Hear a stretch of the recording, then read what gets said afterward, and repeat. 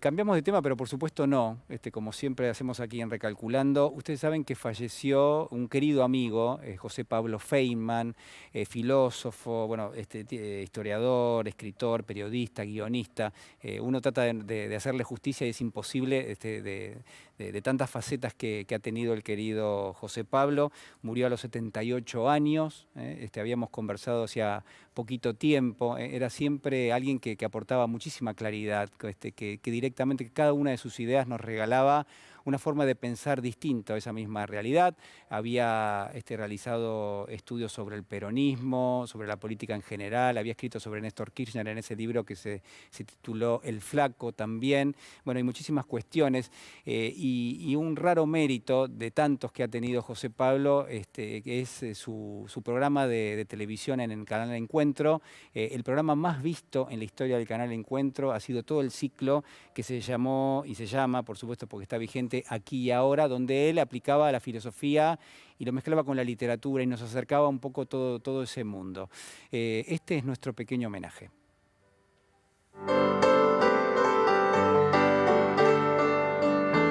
Que no se resigne es alguien que todavía cree tosudamente, obstinadamente, que puede transformar la historia, que cotidianamente puede hacer algo para transformar una historia que vivimos en el modo del padecimiento, del sometimiento, de la deuda, del hambre, de la marginación. ¿Cómo han olvidado los votantes los 4 años que acabamos de pasar, terribles, difíciles, de gobierno de Mauricio Macri?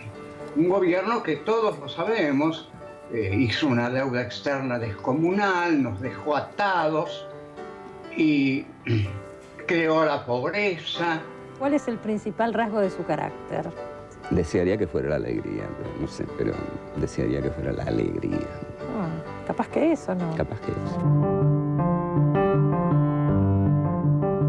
Pienso que el punto ético fundamental que tiene este país son las madres de Plaza de Mayo y las abuelas después. Que ahí es donde podemos pararnos y sostener una ética de la vida, una ética nacional. Porque eso fue excepcional, tuvieron una valentía asombrosa. Este personaje que acabo de delinear, que se une a los demás creyendo que la historia puede ser transformable, es profundamente un optimista. En esta sociedad todavía hay mucho miedo y hay mucho respeto por la voluntad de las armas y la violencia. Afortunadamente, gracias a la tarea de los organismos de derechos humanos, de las madres, de las abuelas, no hubo venganzas, no se mató a ningún torturador y esto es totalmente elogiable.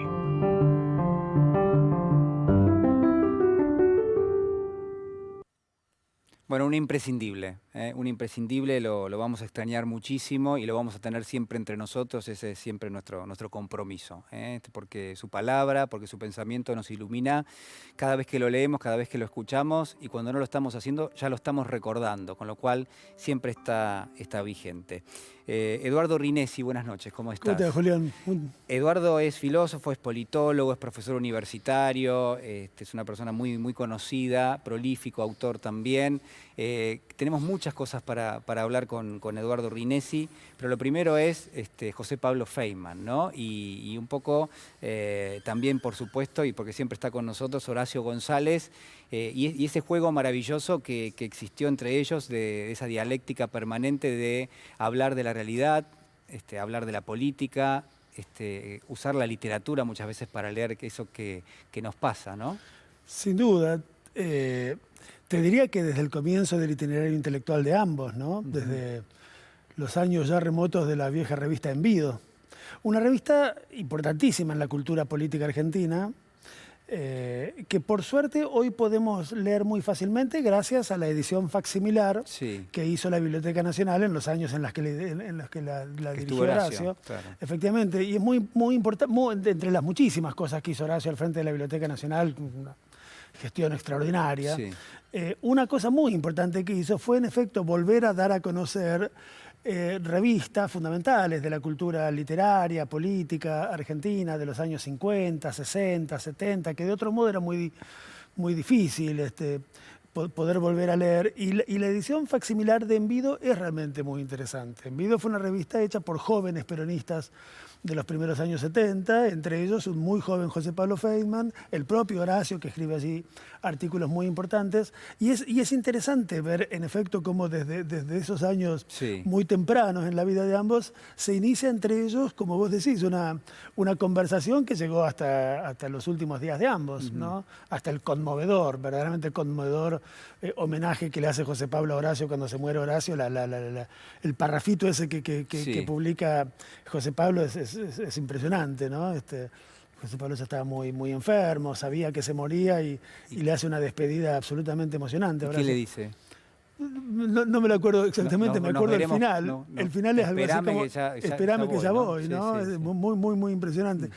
Antes de eso, unos años antes, habían escrito, por así decir, puesto que en realidad no lo escribieron, sino que lo hablaron, un libro juntos, que es un libro muy lindo, que se llama, si me acuerdo bien, Historia y Pasión. Es una larga conversación de muchas horas entre ambos, donde revisan toda su historia política, intelectual, militante. ¿Cuál es el valor?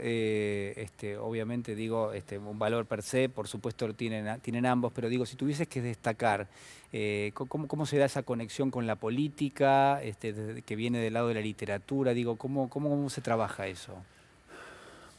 Sí, a ver, me parece que ambos fueron pensadores de la política, que el pensamiento de ambos está asociado a la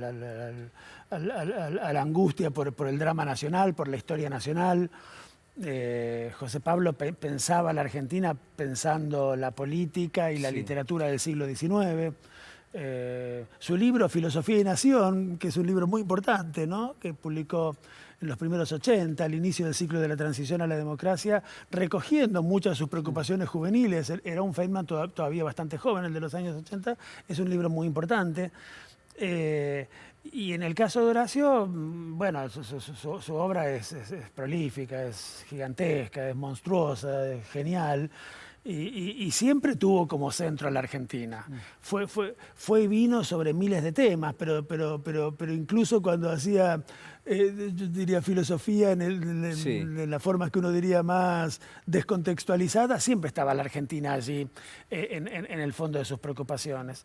De sus libros recientes diría sobre eso, La Argentina manuscrita, un libro impresionante sobre la cuestión, el mito, uno de los grandes temas de Horacio, ¿no? Los mitos como organizadores de las culturas, como organizadores del pensamiento y no como trabas o como obstáculos para el pensamiento. Pensamos adentro de los mitos y debemos pensar críticamente adentro de los mitos y no tratar de sacárnoslo como uno se espanta una mosca que molesta para mirar, ¿no? ¿Y les preocupaba la realidad en la Argentina? ¿Les preocupaba la desigualdad? ¿Cómo se había...? Absolutamente. Me parece, bueno, creo que todos hemos sido lectores de las muchas columnas periodísticas de José Pablo. Su preocupación era la Argentina todo el tiempo, a la que trataba con los instrumentos de una filosofía muy sofisticada, a veces un poco pasada de moda, y eso era interesante. En cierto modo, uno podría decir, fue uno de los últimos grandes sartreanos argentinos, en el sentido de que hacía una recuperación de un filósofo definitivamente abandonado por la academia para seguir pensando algunos problemas de la política. Y en el caso de Horacio, evidentemente, su pensamiento estaba permanentemente asociado a los problemas de la política argentina, su militancia, su propia tarea como funcionario del gobierno de Néstor y después de Cristina al frente de la Biblioteca Nacional, su participación en esa experiencia colectiva tan interesante que fue Carta Abierta, que lo tuvo a él y a Nicolás Casullo como dos mentores y animadores fundamentales, ¿no? Eduardo, ahora nos metemos porque tengo ganas de preguntarte algunas cosas interesantes sobre esto de la literatura puesta un poco al servicio de leer lo que nos pasa. ¿Pero te parece que lo escuchemos a Horacio? Sí, dale. Horacio, a ver, vamos.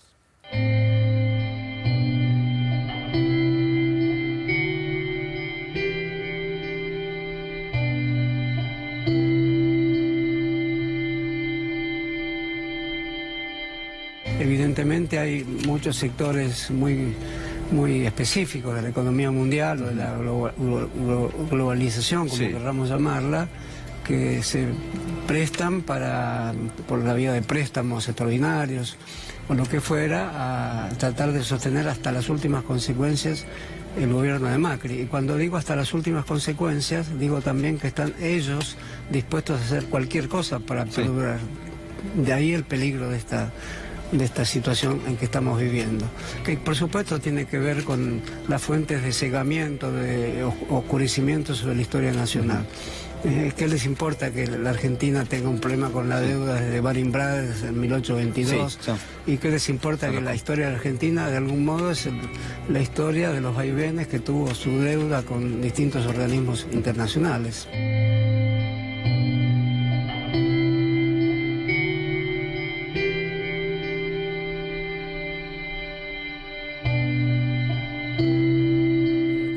Del gobierno militar, con la decisión horrenda que tomaron, conocida por todos y motivo de absurdos debates hoy, trastocó de una forma profunda la sociedad argentina, y al cruzar los límites de lo que era posible desde el punto de vista de debatir arduamente la política y preservar la vida, ese límite se rompió. Entonces ese límite sigue roto hoy, pero de otras maneras. Por lo tanto, la idea de que hay un horror suelto en la Argentina, hay una suerte de fino terror en la Argentina, en el subsuelo de la sociedad argentina, eso existe bajo la forma de distintos miedos que no se conjuran con la conversación médica, aunque esta es indispensable. Como un conjunto de políticos que provenían de la empresa, de las organizaciones privadas de todo tipo, de las ONG, pudo convencer a tantas personas que la vida política tal como la conocíamos llevaba al país al desastre, cuando eran ellos los que llevaban al país al desastre. ¿Cómo lograron una capacidad de convicción? Y por lo tanto es una pregunta para toda la ciudadanía, para los medios de comunicación, para la vida cultural argentina y para lo que se puede reconstruir como instancia moral de la convivencia en común. Eso hoy está también muy difícil porque si los números de la pobreza son abstractos, no podemos evitar que haya un golpe moral sobre todas las paredes de la sociedad argentina que están resquebrajadas. Es evidente que el modo en que una sociedad se está desplomando lentamente y que estamos viviendo frente al abismo, esa evidencia precisa no solo políticas sociales nuevas, no solo políticas económicas nuevas, sino también políticas culturales nuevas.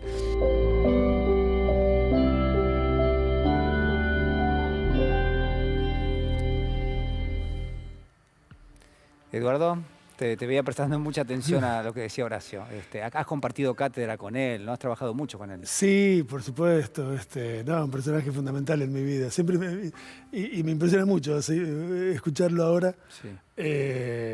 Sí, muchísimos años. Horacio fue profesor mío hace una punta de años, 35 por lo menos, en la Universidad Nacional de Rosario. Y nos partió la cabeza, era verdaderamente un tipo de estilo de pensamiento sobre la sociedad y la política, de estilo pedagógico, de forma de pensar la vida de la cátedra, la vida universitaria que nos deslumbró, nos maravilló a muchos, me parece, ¿no? Sí. Vos fuiste rector de una universidad, ¿no? Una universidad pública. Muchos años después, efectivamente, entre el 2010 y el 2014, tuve... Sí, la enorme felicidad de ser rector, participando de un equipo extraordinario de compañeros y compañeras con los que llevamos adelante la gestión de la Universidad Nacional de General Sarmiento entre esos 4 años, que fueron años muy interesantes, fueron años que formaron parte de un ciclo, digamos, muy interesante de la política argentina, pero no solo argentina, también latinoamericana. ¿Por qué? Bueno, por muchas razones. Fueron años en los que gobernaron una buena parte de los países de América Latina, gobiernos que llamaríamos populistas avanzados o de izquierdas reformistas o de tantos modos que se los ha designado, para identificar unos gobiernos que creo que tuvieron la misión y que serán recordados sin duda en la historia como gobiernos que operaron fuertes democratizaciones sociales, políticas, culturales, educativas de sus países. Y cuando decimos democratización, decimos la posibilidad de pensar que algunas posibilidades vitales que nos habíamos acostumbrado a naturalizar como siendo privilegios o prerrogativas de algunos, no podía ser que no fueran derechos de todo el mundo, ¿no? La idea de derecho, que es una idea muy importante, muy central en la retórica del kirchnerismo en la Argentina, del gobierno de Lula en el Brasil, del gobierno de Chávez en Venezuela, ¿no? La idea de derecho es una idea muy importante, me parece, en una representación democrática de la vida pública. Una sociedad es tanto más democrática cuantos más libertades garantiza a sus ciudadanos, pero también cuanto más derechos les garantiza.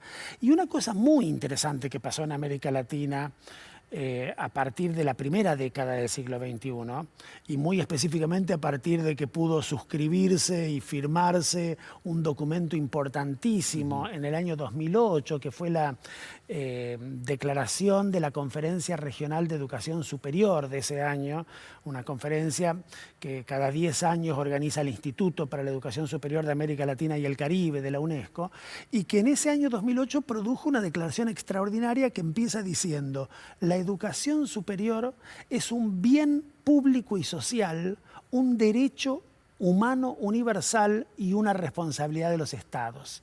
Lo cual conmueve desde las bases nuestro modo habitual de pensar la educación superior y específicamente universitaria como un lujo, como un privilegio o una prerrogativa de muy pequeñas élites.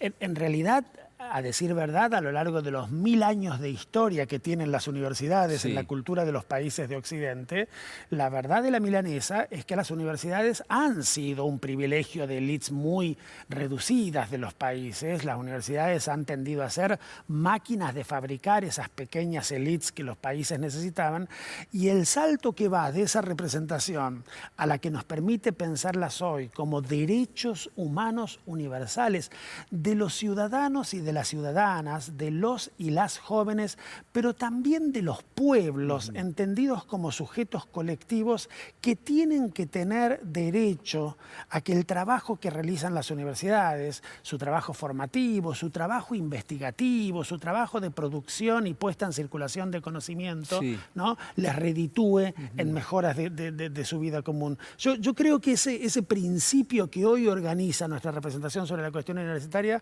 es extraordinariamente renovador, importante, no hay que abandonarlo, y me pone muy contento haber tenido algo que ver en efecto con la gestión de una universidad pública argentina en años en los que nos empezábamos a acostumbrar a pensar las cosas de este modo. Es que voy a decir una obviedad total, digo, pero de una universidad lo más importante es las bibliografías que se consultan, los programas y los profesores que tenés, que te enseñen a pensar y que te orienten ese pensamiento, y quizás uno puede reconocer a lo largo de la última década, un poco más también, que han llegado en la Argentina, que han emergido en gran medida universidades públicas que están más cerca de la gente, ¿no? Porque la universidad pública antes era la Universidad de Buenos Aires y aunque era gratuita, aunque siempre fue gratuita, muy pocas personas podían acceder a esa universidad, de todas maneras.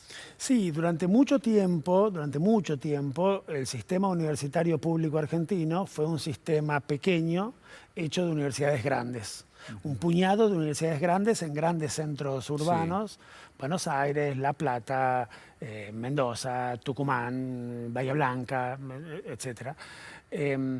Fue sobre todo a partir de fines de los 60, comienzos de los 70, que se inicia en 3 grandes oleadas un fuerte crecimiento del sistema universitario público en Argentina: el plan Tacchini de los 60-70, el menemismo de los 90 y el kirchnerismo de los 2000, que si uno pudiera poner entre paréntesis las evidentes diferencias ideológicas Sí. y de todo tipo que animaron esos 3 movimientos expansivos, el resultado común de todo ese movimiento es nada menos que una sextuplicación en nada más que 50 años del número de universidades públicas en el país. Hoy no solamente no hay ninguna provincia argentina que no tenga una universidad pública, gratuita y buena en su territorio, sino que no hay ningún joven argentino, ninguna joven argentina que quiera hacer estudios universitarios y que no tenga una universidad pública, gratuita y buena,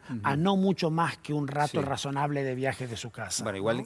lo que queda ahí es bajar el nivel de desigualdad, porque la desigualdad actúa, ¿no? Muchas veces como un freno. Absolutamente. Para llegar, aunque la universidad sea pública, si tu familia no te acompaña, si no estás en condiciones, si tenés que salir a trabajar, si no tenés para comer, es difícil que puedas acceder al aula. Por eso es tan importante, por supuesto que sí, Sí, empiezo por decir que por sí. supuesto que sí.